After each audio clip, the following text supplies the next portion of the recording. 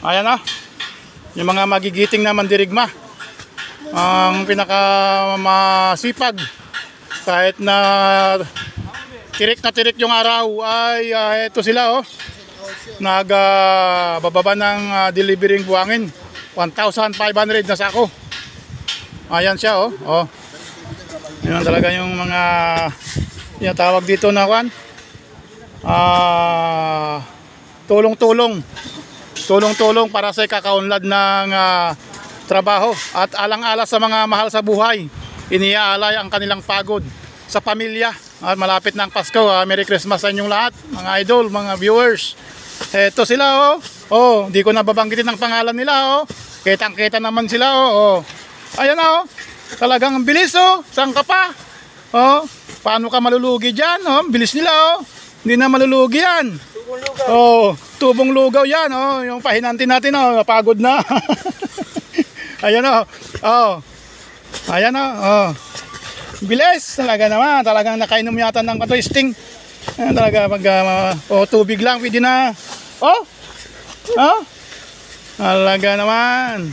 May pagmamalaki sa buong mundo mga kasama kong ito. Ang sisipag Talagang kahit na walang nagbabantay sipag pa rin. May nagbabantay, walang nagbabantay. Talagang buo ang loob. Buong ang loob. Trabaho lang. Ayan sila yan ang binababa. Mamaya iayos naman doon kakamada. Ibababa lang muna sa truck para malagyan ng basura. At pagka-basura, pupunuin ng basura ito para malinis ang kapaligiran. Ayan siya guys At muli nating sulyapan ang mga masisipag, ang mga